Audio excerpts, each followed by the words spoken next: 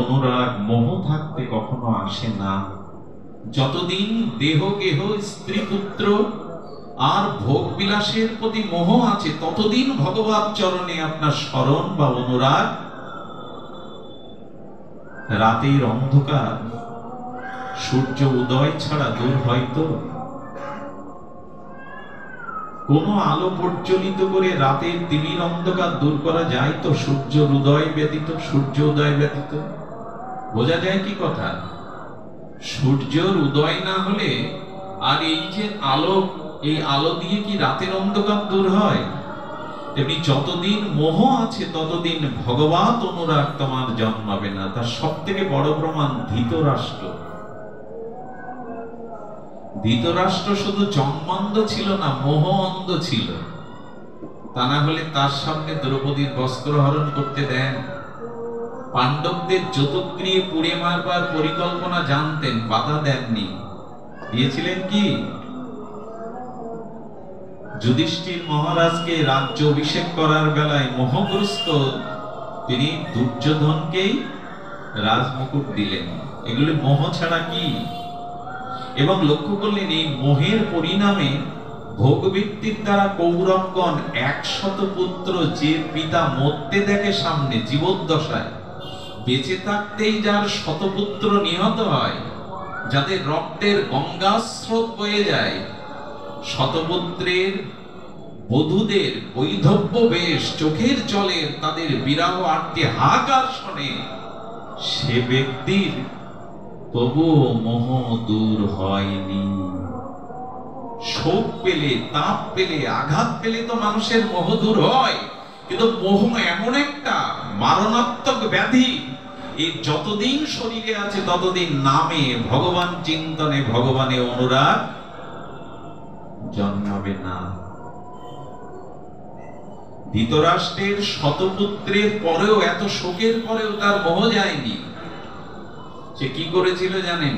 জীবদ্দশায় শেষে এসে ওই যুধিষ্ঠির ভীম অর্জুনের অন্নে লালিত হতে লাগলো। যাদের দ্বারা পুত্র মারা গেল শতপুত্র, তাদের অন্ন খেতে লাগলো, তবু ভগবত চিন্তন আসেনি। এটা যদি ধৃতরাষ্ট্রের হয়, আমাদের কি হতে পারে ভাবুন তো একবার। শেষে বিদুর এসে বাক্য বাণে জর্জরিত করলেন, মূঢ় মোহ অন্ধ তুমি, জ্ঞানন্ধ তুমি, পুত্রের হত্যাকারীর অন্ন তুমি লালিত হচ্ছ, তোমার লজ্জা নেই? সেই সাধু সঙ্গ মহামতি বিদুরের আত্মজ্ঞানের দ্বারা।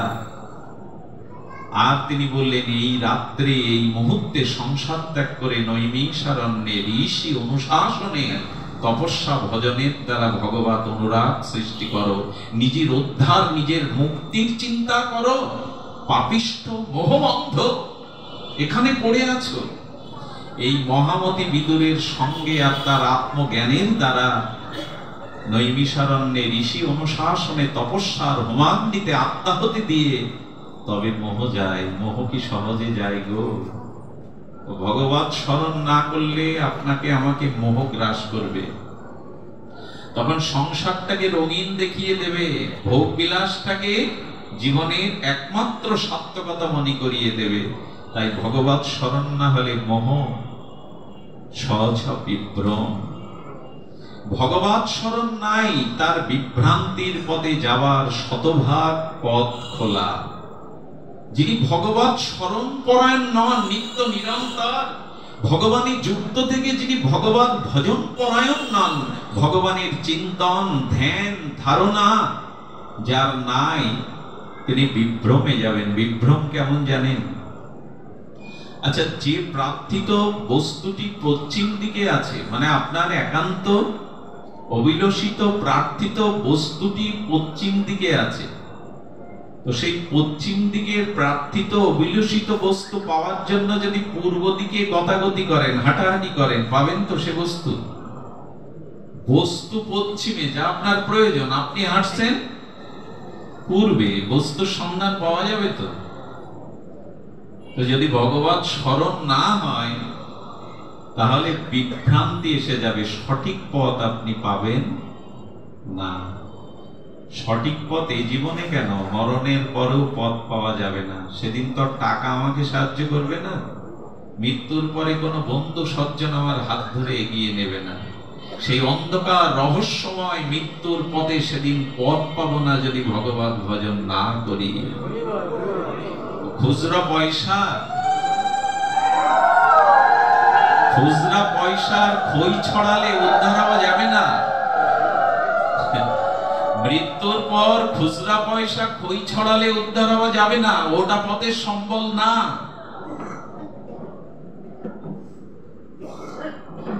সেদিন কেউ নেই। মৃত্যুর পরে সেই রহস্যময় অন্ধকার পথে যদি ভজন না করি, এ দেহটা ছেড়ে যায়, সেদিনও বিভ্রান্তির পথে চলে যাব, হয়তো নরকে, হয়তো পতিত হব। শুধু কি শুনবো আমরা? এই জন্য ভগবান আমাকে গীতা দিয়ে শুরু করতে বলা হয়েছিল, যেহেতু গীতা পাঠে প্রারম্ভিক কথা বলা আছে। আমি দুটি শ্লোক আস্বাদন করলাম, একটু অনুরোধ করব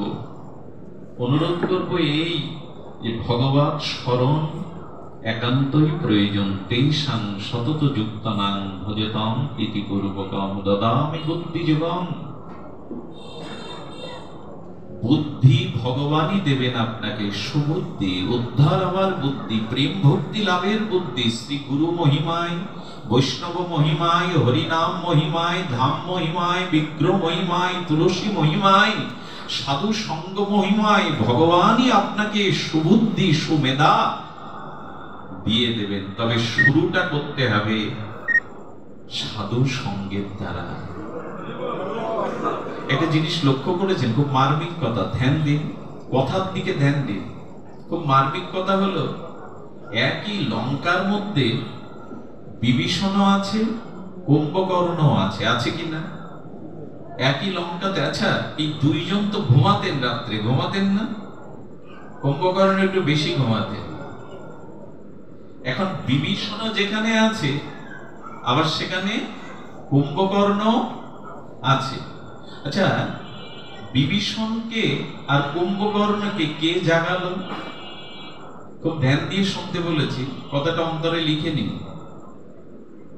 এখানে কুমতি হলো কুম্ভকর্ণ। কি মতি? মতি মানে বুদ্ধি, কুবুদ্ধি সম্পন্ন কুম্ভকর্ণ।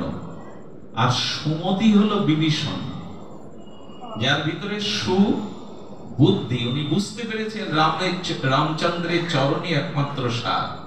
এই জন্য লঙ্কাপুরীর মধ্যে থেকেও, যে লঙ্কাতে রামের নাম নেওয়া যেত না, সেখানেও তিনি নিত্য নিরন্তর প্রভু স্মরণ করেন। রাম নাম লিখে দিয়েছেন, বৃন্দাজি ভক্তি দেবী রেখেছেন।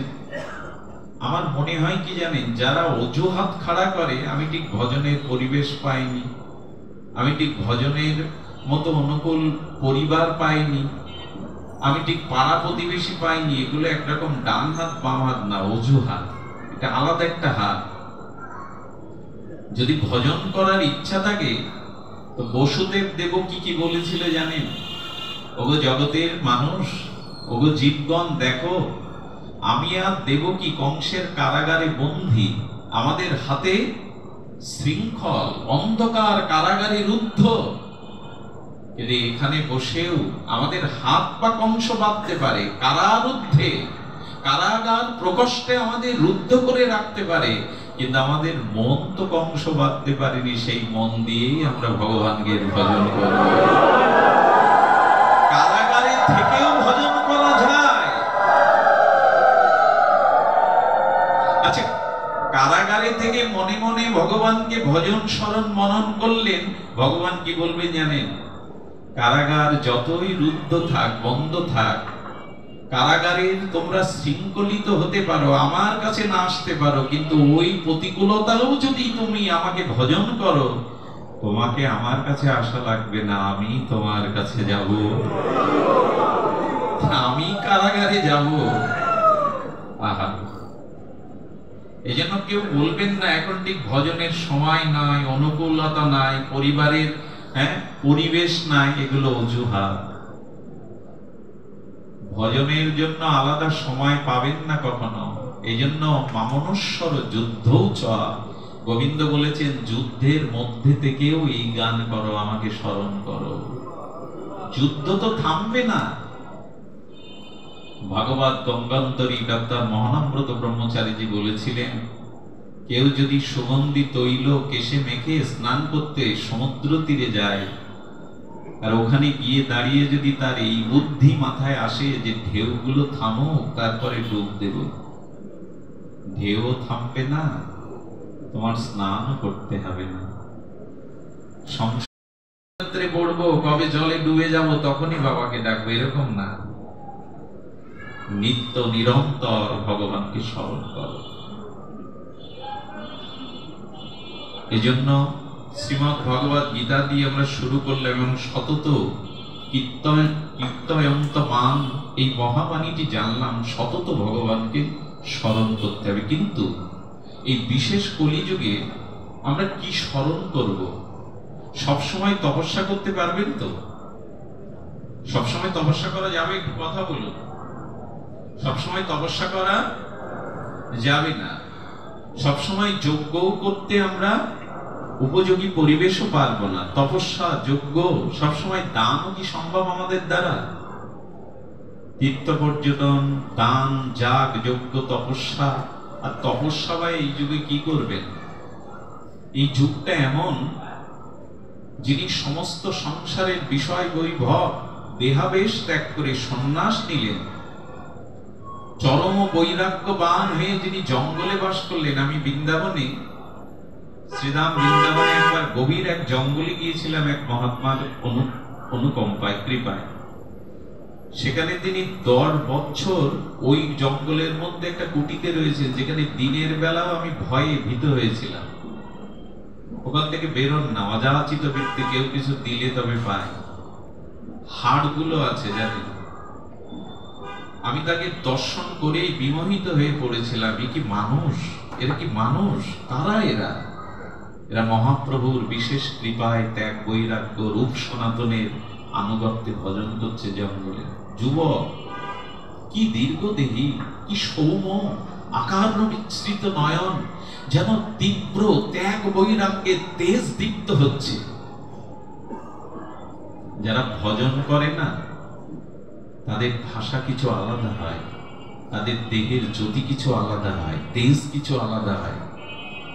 যে যত সৎচিন্তা করে, যার হৃদয়ে যত কপটতা শূন্য, যে যত ভগবানের নাম রূপ লীলা চিন্তা করে, তার ভিতরে একটা দিব্য জ্যোতি প্রকাশ হয়। এবং এই জ্যোতিটা কি করে জানেন? বিষয়ী বা ভোগী লোক তার সামনে গেলে ওই দিব্য অলৌকিক ভগবান ভজনের অনুভূতিময় জ্যোতির দ্বারা সেই আসরিক ভাবাপন্ন ব্যক্তিও মাথা নত করতে বাধ্য হয়। ওইখানে বারবার উলোধনী দিও না, ওইখানে তার আসরিক ভাব প্রকাশ হতে বাধা দেয়, ওইখানে তার নিজের স্বভাব প্রকাশ হতে দেয় না।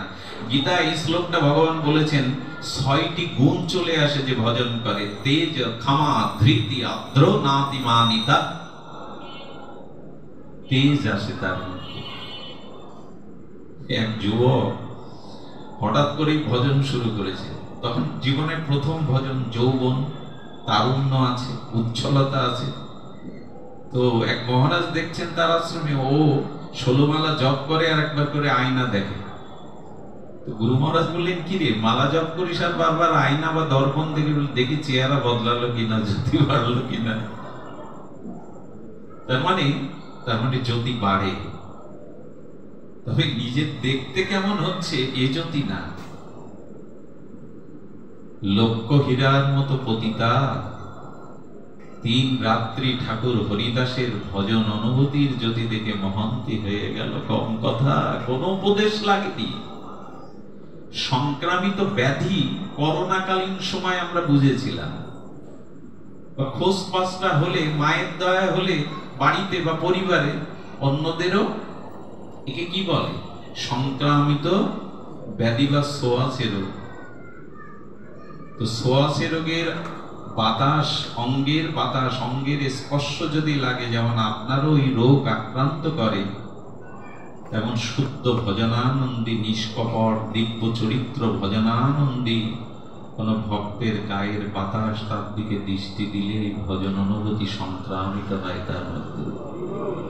এই জন্য ঠাকুর মশাই মহাবাণী দিয়েছেন প্রেম ভক্তি চন্দ্রিকায়। এই ত্রিপদীর ছন্দে ঠাকুর মশাই এক দিব্য ভজন অনুভূতির রস দিয়েছেন। সাধুর কৃষ্ণ ভক্ত সঙ্গ করি, কৃষ্ণ ভক্ত অঙ্গ হেরি, শ্রদ্ধান্বিত শ্রবণ কীর্তন। কৃষ্ণ ভক্তের সঙ্গ করো, শুধু সঙ্গ করলে হবে না, তার অঙ্গকে হেরো, অর্থাৎ দর্শন করো। তাহলে তার ভেতরের ভজন অনুভূতি চিৎকনা সংক্রামিত ব্যাধির মতো, জীবাণুর মতো তোমার মধ্যেও ছড়িয়ে পড়বে।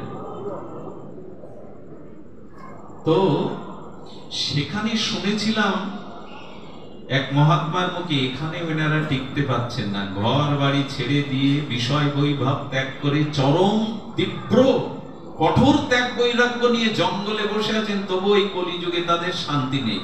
কেন জানেন? ওখানে দস্যুরা আছে, জুয়াখোররা আসে, এসে পিস্তল ঠেকিয়ে বলে, বাবা একটা নাম্বার দাও, যে নাম্বারে জুয়া ধরলে যেন বাঁধে, আর যদি না বাঁধে তোমাকেই মেরে ফেলবো। অনেক সাধুরা জঙ্গল থেকে চলে যান, আমার কারণে কেউ হত্যাকারী হবে, পাপ করবে। অর্থাৎ এই যুগে আপনি জঙ্গলে বৈরাগ্য বেশ নিয়েও অনেকের পক্ষে সম্ভব না। এই জন্য কলিতে ভগবানের ভজনের সর্বশ্রেষ্ঠত্ব আমরা একটু নিরূপণ করব। আমি গীতা থেকে ভাগবতে প্রবেশ করি। ভাগবত ধর্ম আজকের আলোচনার বিষয়। ভাগবত ধর্ম এমন একটি ধর্ম, সেই ধর্ম সম্পর্কে আমাদের কিঞ্চিত একটু তত্ত্ব ধারণা নিতে হবে। একটু লক্ষ্য করুন, ধারণা নিতে হবে এই জন্য, আমাদের এই বর্তমান কাল কবলিত এই যুগে, এই অন্ধকারময়, এই প্রতিকূলময়, স্খলিত আর সারা বিশ্ব মানব সভ্যতা মুখ থুবড়ে পড়েছে। সে মার্ক্সবাদ, লেনিনবাদ আজ অনেক আগেই মুখ থুবড়ে পড়েছে। সারা বিশ্ব পিপাসার্ত হয়ে একটু শান্তির জন্য চিৎকার করছে। সে ইউরোপ, আমেরিকা, পাশ্চাত্য বা প্রাচ্য, সকলের মধ্যে ভয়, ভীতি, সংখ্যা, কেউ নিরাপদ নয়। চারিদিকে এই যে ভবমহা দাবাগ্নি চলছে, এর মধ্যে একমাত্র পরম উপায় কি? সেটাই ভাগবত ধর্ম। শুনুন, কেন ভাগবত ধর্মের মহিমার কথা বলা হচ্ছে। মানব সভ্যতার সৃষ্টির প্রারম্ভ থেকে কিছু ইতিহাস আছে। মানব সভ্যতা একদিনে সৃষ্টি হয়নি, কোটি কোটি যুগ যুগান্তর কল্প চলে গেছে এই মানব সভ্যতার বিবর্তন বাদে। এই পৃথিবীটা শীতল হতে বিজ্ঞানীরা বলছে কয়েক কোটি বছর লেগেছে, জানেন? এই পৃথিবী নামক গ্রহটা শীতল হতে কয়েক কোটি বছর লেগেছে। পৃথিবীর ইতিহাস যদি পর্যালোচনা করা যায়, তবে কল্পকাল মধ্যে, এই অনন্ত কল্পকাল মধ্যে, এই যে আমাদের বর্তমান যে অষ্টবিংশতি তাপরের অন্তভাগে সপ্তম মন্বন্তরে এই যে বর্তমান কলিযুগ, এই বর্তমান কলিযুগকে কি বলা হয়? গৌর কৃষ্ণের ভক্তি ধর্ম, ভাগবত ধর্মেরই মহাযুগ। কল্পকাল মধ্যে অন্য সমস্ত কলির থেকে অষ্টবিংশতি দাপরের অন্তভাগে রাধা মাধব ব্রজলীলা অন্তে, কলির প্রথম সন্ধ্যায় রাধা মাধব মিলিত পরতত্ত্ব, অচিন্ত ভেদাভেদ তত্ত্ব, গৌর নিত্যানন্দ যে কলিতে আবির্ভূত হন, সেই অনন্ত কলির মধ্যে সেই কলির সর্বত বিশেষ তত্ত্বশাস্ত্রে নির্পণ হয়েছে। তার মানে আমরা যে কলিতে গৌর নিত্যানন্দের ভাগবত ধর্ম, হরিনাম, ভক্তি ধর্মের যুগে আছি, অন্য কলিতে এই সৌভাগ্যটি কোন জীব কোন কালেই পায়নি। একটু ইতিহাস জানতে হবে। এই কলিযুগের বৈশিষ্ট্য অবগত হওয়া একান্ত প্রয়োজন। ভজনের আগে আপনি কি ভজন করবেন, কোন ভজন আশ্রয় করবেন, এটি জানার আগে জানা দরকার আপনি কোন অবস্থানে, কোন যুগে, কোন সময়ে আছেন। সত্য যুগের তপস্যা আপনার জন্য নয়, ত্রেতার অশ্বমেধ গোমেধ যজ্ঞ আপনার জন্য অনুকূল নয়, তারপরে ভগবানের ষোড়শোপচারের শতোপচারের অষ্টন আপনার জন্য নয়, আপনি সে সময়ের মানুষ নন। কিন্তু অপার সমস্ত কলিযুগের তুলনায় শ্রী গৌরকৃষ্ণের এই ভাগবত ভক্তি হরিনাম ধর্মের, তুমি বেগে চলো, প্রয়োজন থাকলে একটু বেগে হেঁটে চলো, আবেগে দৌড়াতে গিয়ে হোঁচট খেও না। আমরা অনেকেই হোঁচট খাই, আবেগ বেশি তো আমাদের। এই জন্য তত্ত্ব জেনে ধর্ম করুন, আবেগে কিছু হবে না। এই জন্য 2-4 দিন দেখবেন প্রথমে দীক্ষা শিক্ষা নিয়ে, মালা তিলক নিয়ে প্রথমে খুব মেতে গেল, ভাবলো আহা এর পূর্ব স্বীকৃতি দিয়ে বুঝি এবার ভগবান পেয়ে গেল, ভক্তি পেয়ে গেল। কিছুদিন পরে দেখবেন পড়ে গেছে, আবেগে দৌড়াচ্ছিল তো। আবেগে কিছু হয় না।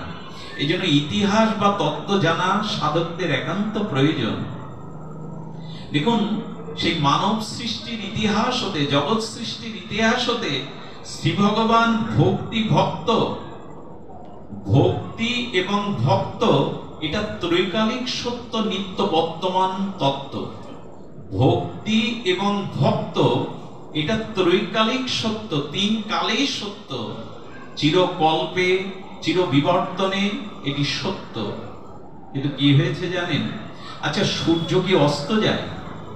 কথা বলুন, অস্ত যায়?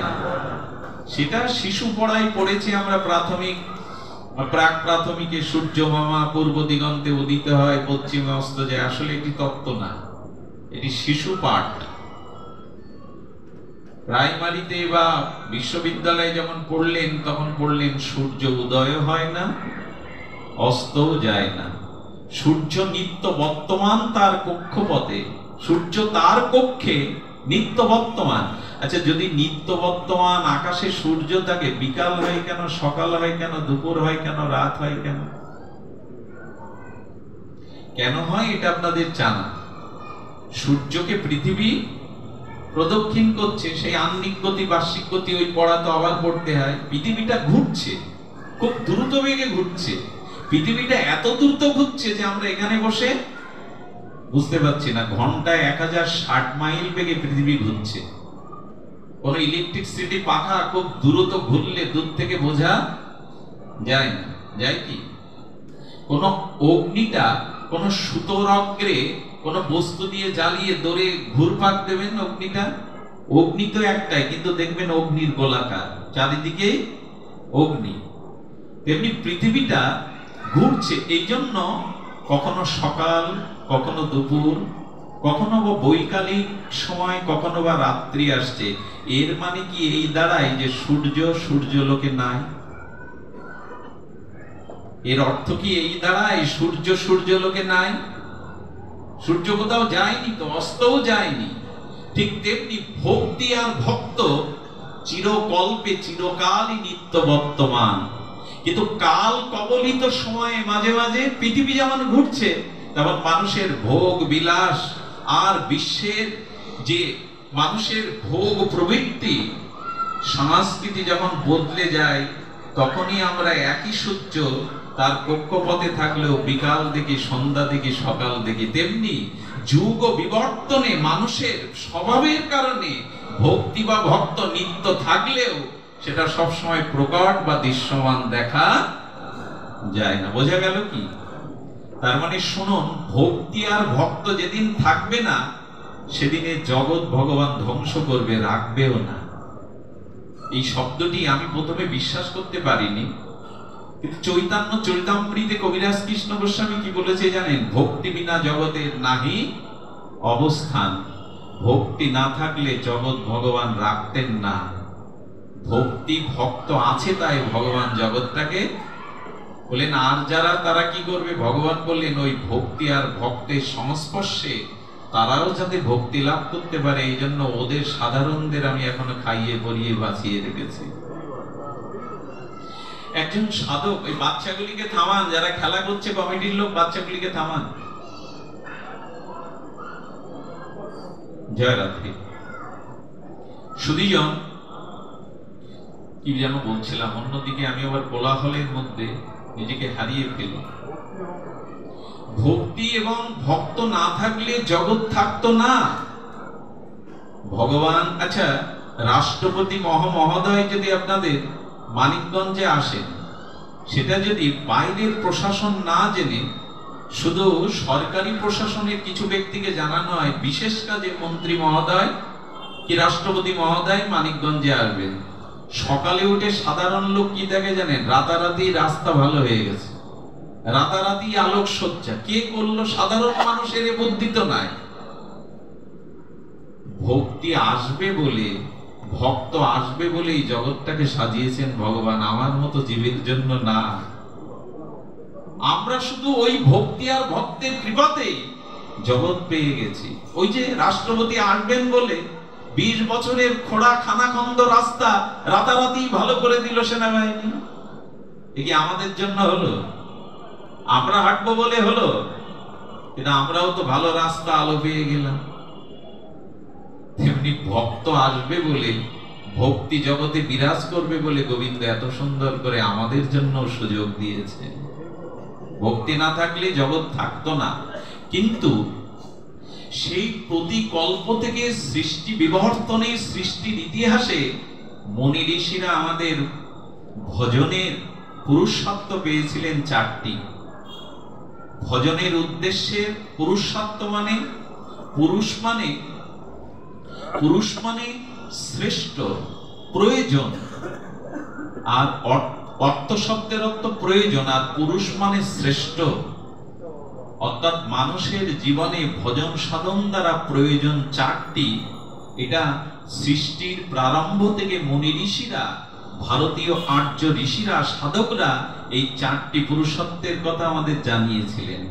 সৃষ্টির ইতিহাস থেকে, খুব ধ্যান দিতে বলেছি, এটা ইতিহাস সূচক কথা, একটু তিত কথা, শুষ্ক কথা, কিন্তু নিতেই হবে।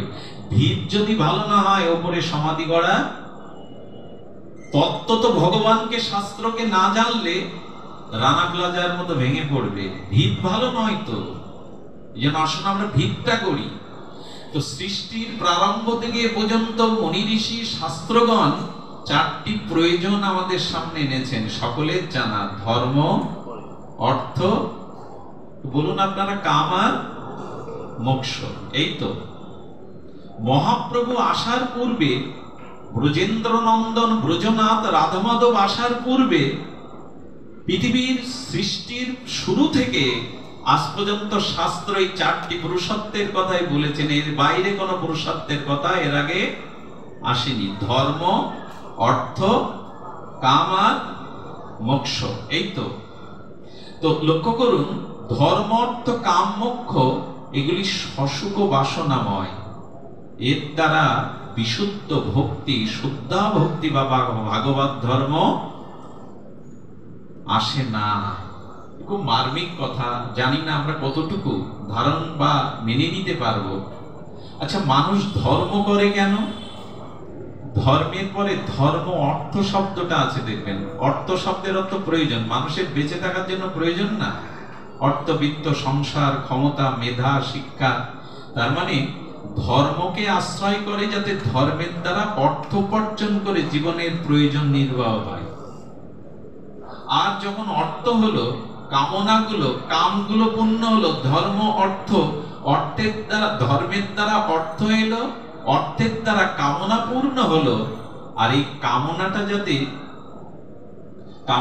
যাতে এই সুখটা যাতে বিঘ্ন না হয়, ক্ষয় না হয়, এবং মৃত্যুর পরে যাতে নিজে সুখী হতে পারি, নরকগামী না হয়, মুক্তি পাই, মোক্ষ পাই, এই 4টি পুরুষত্ব, এই 4টির মধ্যে সসুখ বাসনার প্রাধান্য আছে। আচ্ছা, ধর্ম ঈশ্বরের জন্য না আমার জন্য? একটু কথা বলবেন। ধর্ম কার জন্য? আমার জন্য। অর্থ ঈশ্বরের প্রয়োজন। লক্ষ্মী দেবী যার চরণ সেবা করছে, অর্থ কার প্রয়োজন? আমার প্রয়োজন। কামনা পূরণ কার প্রয়োজন? আত্মকাম, পূর্ণকাম, ভগবানের সরাট বিভু চৈতন্যময়, তার কোনো কামনার প্রয়োজন নেই। কামনার প্রয়োজন আমার। আর মৃত্যুর পরে স্বর্গ বা মুক্তি কার প্রয়োজন? ঈশ্বরের না আমার? তাহলে এই 4টেই তো নিজের সুখের জন্য, এর মধ্যে ভগবান সুখের ব্যবস্থা করি।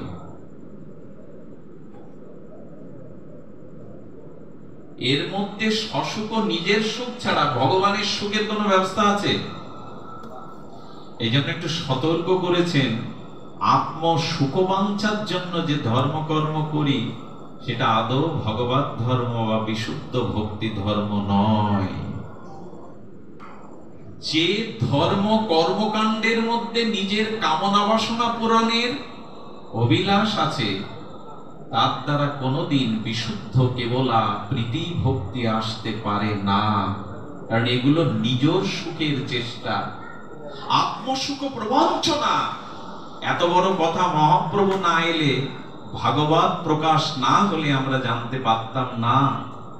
সেই সৃষ্টির শুরু থেকে আমাদের ভারতীয় আর্য সভ্যতায় 4টি পুরুষার্থের কথা বলেছেন, কিন্তু এগুলি সব নিজ সুখের জন্য, নিজ সুখের জন্য। শ্রীকৃষ্ণ চৈতন্য মহাপ্রভু এসে শোনালেন সেই নূতন কথা, সেই চিরন্তন কথা। আত্মসুখ হলো কাম, আর কৃষ্ণেন্দ্রীয় প্রীতিবাঞ্ছা সেটা হলো প্রেম। নিজের সুখের যা কিছু চেষ্টা তার নাম কাম, আর প্রিয় পরম সুন্দরের সুখের জন্য যা চেষ্টা তার নাম প্রেম। পৃথিবী এই ধর্ম তত্ত্ব কথা, এই শুদ্ধ ভক্তির কথা জানতে পারেনি যদি গৌর না হতো। এ আমার মন গড়া কথা কি? মন গড়া কথা নয়, এটি মহাপ্রভুর মহা অবদান। যে রস গুপ্ত সিন্ধু ব্রহ্মা না পায় এক বিন্দু, সেই প্রেম বিলাইল সংসারে। যেটা ব্রহ্মারও অজানা ছিল, সৃষ্টিকর্তা ব্রহ্মার, যে রসে তিনি নিজে ডুবতে পারেননি, মহাপ্রভু অকাতরে কাঙালকে এই যুগে তাই বিলালেন। সেই ভাগবত ধর্ম, সেই ব্রজ ধর্ম। পাত্র বিচারণ না করো না তা ভিক্ষাং দেয়া দেয়া বিমর্ষক। মহাপ্রভু পাত্র অপাত্র দেখেনি, কাকে দিতে হবে কাকে দেওয়া উচিত এই দেওয়া দেওয়া পাত্র অপাত্র বিবেচনা করেননি। তিনি এসে জানালেন ভগবানের সুখের জন্য, পরমের সুখের জন্য যে চেষ্টা তাকে বলে প্রেম। এই প্রেমটাই হলো পঞ্চম পুরুষার্থ, এটাই প্রয়োজন। ধর্ম অর্থ কাম মোক্ষ প্রয়োজন, কিন্তু মূল প্রয়োজন। জীব গোস্বামী ভক্তি সন্দর্ভে কি বলেছে জানেন? বহু কথিত কথা, বহুবার এই কথা বলা হয়েছে, পুনর্বার উচ্চারণ করলে অত্যুক্তি হবে না, রসভঙ্গ হবে না। কোন সরল সেবককে মালিক বাজারে পাঠিয়েছে, দেখ রে ঘরে তন্ডুল নেই, চাউল নেই, আগে গিয়ে চাউলের বস্তা 1 বস্তা 25 কেজি চাউল কিনবি, তারপরে নুন ঝাল তেল মশলা পরে। সরল এই সেবক এসে তেল ঝাল মশলা নুন কিনেছে, কিন্তু চাল কিনতে মনে নেই। মালিক বাড়ি গেলে বলছে কি রে, সে মূল জিনিস চাউল কই? চাউল আনতে তো ভুলে গেছে, আজ আর যাওয়া সম্ভব না, সন্ধ্যা হয়ে গেছে। আচ্ছা, ঘরে চাউল নেই, তেল নুন ঝাল জিরে মরিচ লবণ মশলা আছে, কাজে আসবে তো? বরঞ্চ ওগুলি না থেকে যদি 1 মুষ্টি চাউল থাকতো, আপনি ক্ষুধা নিবৃত্তি করতে পারতেন। আমার মতে ধর্মত্ব কাম্যক্ষ হলো তেল মশলা, কিন্তু চালটাই হলো ভক্তি। ভগবান বললেন ভবের হাটে তোমাকে পাঠিয়েছি বাজার করতে, এখানে গিয়ে শুদ্ধ ভক্তিরূপ চাউলটা আগে কিনবে, তারপরে কাম মোক্ষ আর ধর্ম অর্থ ওগুলো মশলার মতো ওগুলো পরে নিলেও হবে। আগে চাউলটা নাও, আগে ভক্তিটা নাও, আগে প্রেমটা নাও। নিজের সুখের চেষ্টা আদৌ প্রেম ভক্তি নয়। এই জন্য দয়া করে কথাটি আপনাদের অন্তরে যদি লিখে নেন, কাগজে লেখা নয়, লিখে নেন। আজ থেকে প্রতিজ্ঞা করি না, প্রভু তুমি কিসে সুখী হবে, তুমি কিসে আনন্দ পাবে, আজ থেকে আমার জীবনে সেই কর্মই করব যাতে তুমি সুখী হও, তুমি আনন্দ পাও। আমার সুখ আমি প্রতি জন্মই পেয়েছি, আলো দিয়েছো, বাতাস দিয়েছো, নির্মল পবন দিয়েছো, ফুলের গন্ধ দিয়েছো, পাখির কণ্ঠে কলকাকলি দিয়েছো, সূর্যের কিরণ দিয়েছো, চন্দ্রের চন্দ্রিমা দিয়েছো, নক্ষত্র খচিত তারকা দিয়েছো, দিয়েছো নীল সমুদ্র, দিয়েছো প্রিয়ার মুখের প্রণয়ের হাসি, দিয়েছো পুত্র কন্যার বিনয়, সবই তো দিয়েছো, আলো বাতাস রং রূপ। শুধু তোমাকে কিছু দেয়া হয়নি, আজ থেকে তোমাকে কিছু দিতে হবে, সব তো আমার জন্য। এই প্রেম ধর্মই প্রয়োজন, এটাই হলো আমাদের শ্রীমান মহাপ্রভুর প্রয়োজন তত্ত্ব। প্রেম প্রয়োজন।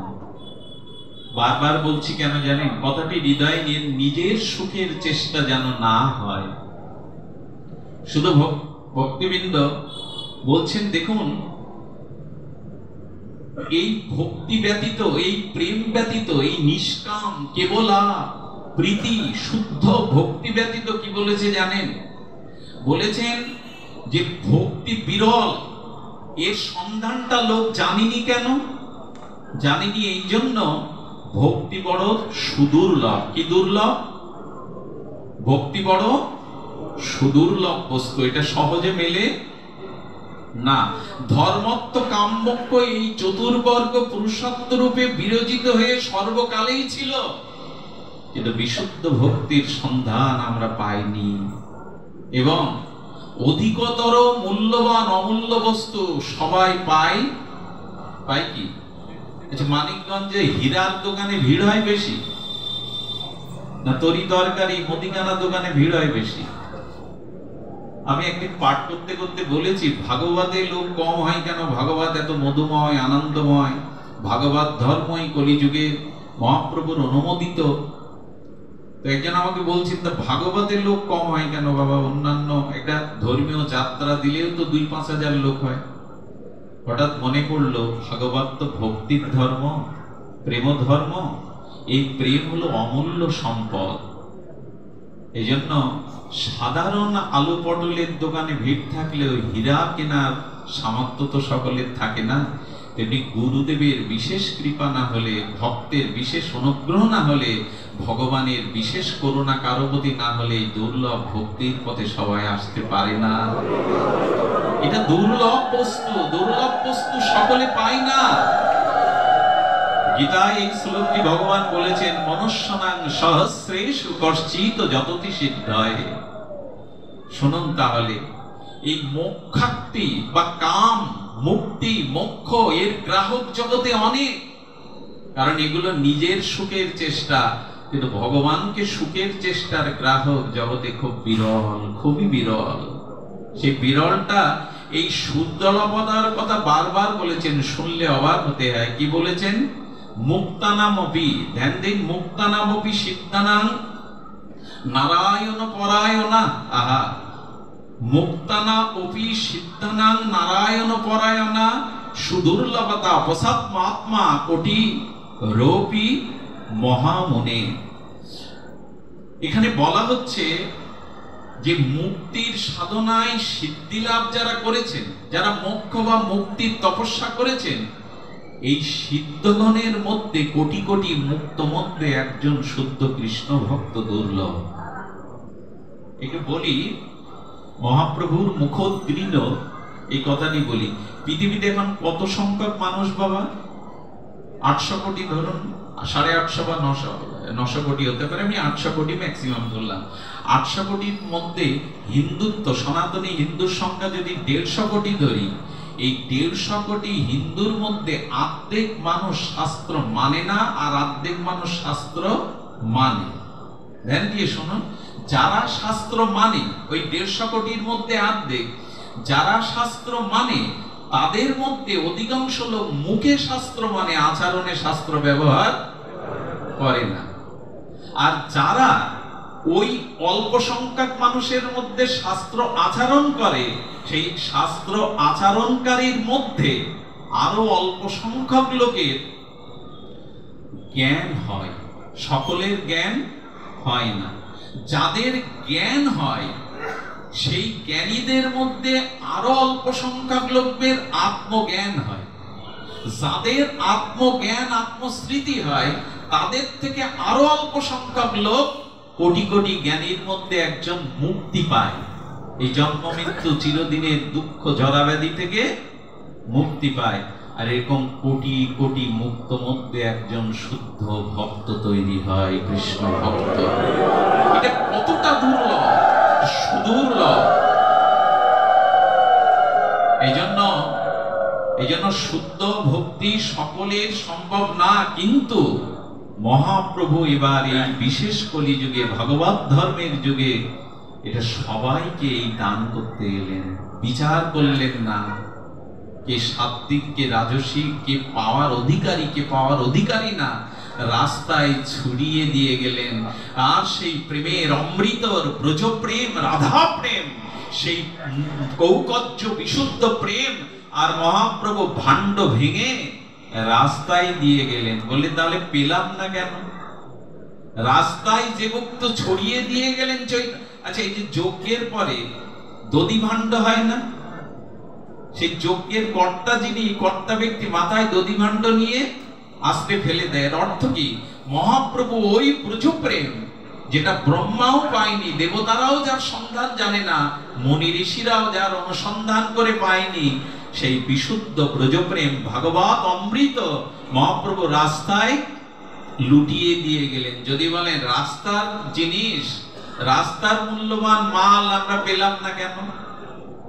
আচ্ছা, গাড়ি যেতে যেতে দেখবে চিনির গাড়ি উল্টে যায়, বস্তা ফেটে যায়, ওখানে কারা থালা বাটি নিয়ে যায়? বড় লোকরা, ধনীরা, পণ্ডিতরা। কারা যায় বাবা? কাঙালেরা যায়। মহাপ্রভু বললেন আমি ঢেলে দিয়ে গেলাম, কিন্তু অভিমানে, ধনের গর্বে, বিদ্যার গর্বে, পাণ্ডিত্যের গর্বে কাঙাল হতে পারেনি বলে এই সম্পদ কেউ পায়নি গো। যদি কাঙাল হতে পারো, অভিমান ত্যাগ করতে পারো, তবেই এই প্রেম ভক্তি পাবে। আমরা মাথা নত করতে শিখিনি, কাঙাল হতে পারিনি। এই প্রেম ভক্তি কাঙালরাই পাবে। ধনী মানি কুলীনের বড়ই অভিমান। যতদিন অভিমান আছে ততদিন ভগবানের কৃপা হয় না। বিদ্যার গর্ব, ধনের গর্ব, আভিজাত্যের গর্ব যতদিন আছে। তোমার একটা ঘটনা মনে পড়লো, জানেন? গর্ব অভিমান থাকলে মাথা নত সহজে হয় না। আর মাথা প্রণাম জগত নিবাসে, সকলকে দেখে যিনি মাথা নত করতে পারেন তিনি বৈষ্ণব, তিনি এই ভক্তির অধিকারী, এই প্রেমের অধিকারী তিনি। বিশ্বকবি রবীন্দ্রনাথ যদি বলতে পারেন আমার মাথা নত করে দাও হে তোমার চরণ ধুলার তলে, চরণে নয়, চরণ তলে নয়, ধুলার তলে আমার সকল অভিমান ডোবাও চোখের জলে। যদি বিশ্বকবির অনুভব হয়, আমরা মাথা নত করতে শিখিনি। ওই যে একটা গর্ব কাজ করে তো, বিদ্যা, পাণ্ডিত্য, ধনের গৌরব। একজন রাজা না, একজন রাজা যাকে দেখতো তাকে প্রণাম করত। তো তার একজন মন্ত্রী বলছেন আপনি রাজা, আপনি নিরুপতি, আপনি শ্রেষ্ঠ, যাকে তাকে দেখে আপনি মাথা নত করেন কেন? অনেক পুরানোর কথা, পুরানো দিনের পুরাণের কথা। রাজা বললেন উত্তরটা একদিন তোমায় দেবো, আপনারাও ধ্যান দিয়ে শুনুন। অনেকদিন পর রাজা সেই মন্ত্রীকে ছদ্মবেশ ধারণ করতে বললেন, নিজেও ছদ্মবেশ নিলেন। নিয়ে কোথায় গেলেন জানেন? বারাণসীতে মণিকর্ণিকা শ্মশান ঘাটে, যেখানে মনে হয় আমাদের হরিশ্চন্দ্র রাজার শ্মশান ঘাট, যেটা মণিকর্ণিকা, বিখ্যাত শ্মশান, সবসময় চিতা জ্বলে। ওই শ্মশানে গিয়ে একটা মানুষের মরা মাথার খুলি, এই খুলি পোড়ানোর পর অনেক খুলি ওখানে আছে, ওই খুলিটা রাজা নিয়ে বলছেন কি যাও তো নগরে গিয়ে বা কাশীর পণ্ডিতদের কাছে গিয়ে শুনে এসো এটার মূল্য কত আর এটার মহিমা কি। উনি যত পণ্ডিত সাধারণের কাছে দেখাচ্ছেন, বললেন আরে এটা ছুঁয়ে না, ছুঁয়ে না, ওটা ঘরে ওটা নেগে নিয়ে না, মাথার খুলি, কেউ অস্পৃশ্য কাছে আসতেও দিচ্ছে না। পণ্ডিত যারা একটু সুচিজন, তারা তো মাথার খুলি শ্মশানে আপনার ঘরে ঢুকতে দেবে? আরে এসো না, এসো না। বললেন আচ্ছা এটা অস্পৃশ্য হোক, এটা কারো গ্রহণীয় না হোক, এর মূল্যটা কি বলবেন? তো সকলে কি বললো জানেন? এর 2 পয়সাও এর মূল্য এখন নেই। রাজার কাছে ফিরে এসে মন্ত্রী বললেন, সবাই বললে 2 পয়সা মূল্য নেই। রাজা বললেন যার মূল্য 2 পয়সাও নেই, যা কেউ স্পর্শ করে না সেই মস্তক গোবিন্দ দিয়েছিলেন মূল্যায়ন করবার জন্য, সবার কাছে নত হওয়ার জন্য, মাথাটা নত করে রাখার জন্য। কারণ মাথা যদি নত করতে পারো তবে ভগবানের কাছে যেতে পারবে। যার দন্য আছে তার প্রেম আছে। আচ্ছা, বৃষ্টির জলটা গড়িয়ে গড়িয়ে কোথায় যায়? টিনের চালের উপরে থাকে। যেখানে গর্ত আছে, পুষ্করণী আছে, ওইখানে গিয়ে জলটা তো বাঁধে। যার মাথা নত করতে পারে, সাধুগুরু বৈষ্ণব অহংকার ত্যাগ করে, ওখানেই প্রেম ভক্তি এসে দাঁড়ায়, ওইখানেই প্রেম ভক্তি দাঁড়ায়। অনেকেই মন্দিরে আসে, মন্দিরে এসে ভগবানকে, বৈষ্ণবকে যে একটা প্রণাম করতে হয় সে কথাও ভুলে যায়। এজন্য অভিমান ত্যাগ করে যদি ধন্য কাঙাল হতে পারে, মহাপ্রভুর ভক্তগণ সবাই কাঙাল। কেমন কাঙাল জানেন? কথাটা বলতে গেলে কথা থেমে যায়, কণ্ঠরুদ্ধ হয়ে যায়। রাজমন্ত্রী সনাতন। কে? রাজমন্ত্রী, জ্ঞানী বৃহস্পতি, অদ্বিতীয় জ্ঞান ভাণ্ডার, ঐশ্বর্য ইন্দ্র সম। আর তিনি রাজা হোসেন শাহর রাজদরবারের প্রধান সচিব। সেই সনাতন গোস্বামী মহাপ্রভুর কৃপা পেয়ে কিভাবে গেল জানেন মহাপ্রভুর কাছে? সেই রামকেলিতে, যেখানে মহাপ্রভু নিত্যানন্দ ভক্ত সঙ্গে আছেন, রূপ সনাতন রাতের অন্ধকারে যাচ্ছে। আর যেতে গিয়ে তাদের দন্তে কিছু ঘাসের, কিছু তৃণ ঘাস তারা দন্তে মুখে ধরে মহাপ্রভু